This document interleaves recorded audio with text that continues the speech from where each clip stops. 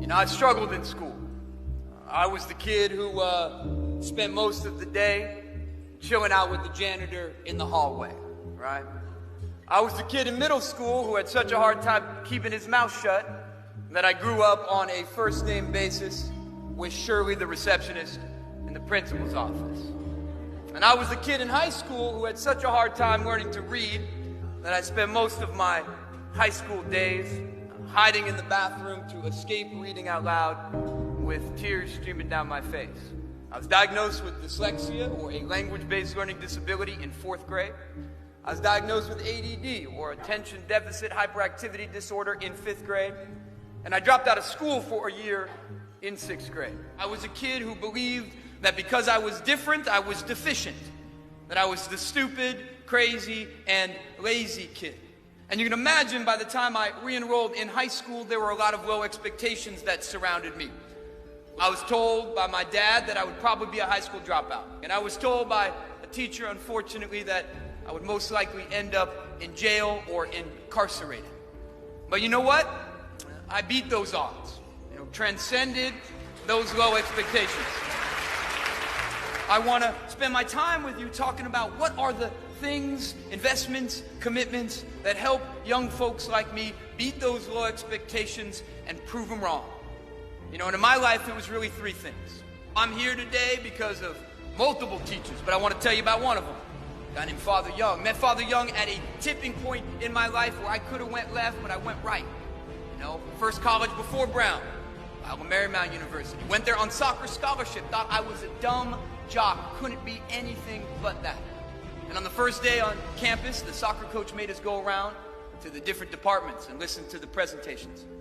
And I went around and I didn't listen to anything until I got to the English department. And the chair of the department, Father Young, was up there talking about literature and learning like his head was on fire. And I was moved.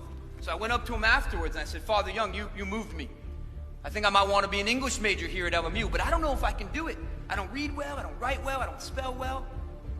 And the guy looked right at me and said, I believe in you. Some of the most gifted thinkers in the world, W.B.H., John Irving, they were thinkers like you. You can do this. So I was changed. That moment, I walked across campus to the other side, to the dean of academic enrollment. I walked into that guy's office, and I said, I'm going to study me some English literature here at LMU, right? It is game time. Let's do this, And that guy, he pulled out my file, right? The Individualized Education Plan, the IEP, right? NSA, KGB, got nothing on the IEP, okay? They've been doing deep intel on me my whole life. It ain't good news in that file. It's this thick. He flips through it. He laughs and he says, English literature, I won't approve that major. You should consider something less intellectual. So I was deflated like a balloon. Back to the kid in the hallway. Walked back across campus to Father Young and said, not going to be an English major. And he said, why? I said, that guy thinks it's too hard because of my disabilities. Father Young was real quiet. Then he looked at me and he said, in a way that only an old school Jesuit can, he said, well, son, I guess you're just going to have to prove that bastard wrong.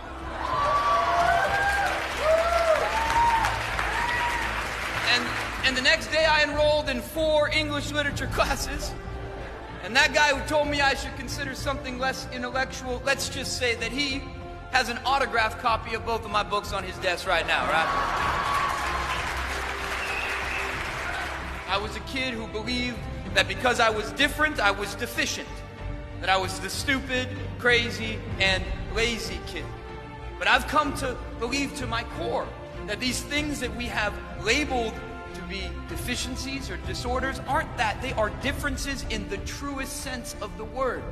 And the thing that really disables individuals is the way that those differences are treated by others.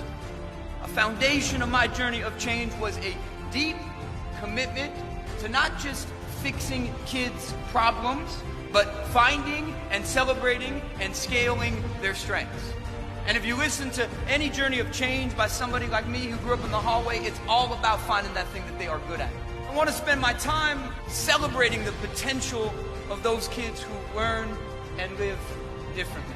every single human being has a strength, talent, or interest that you can find and you can build a life on. Find your strengths and compensate for your weaknesses.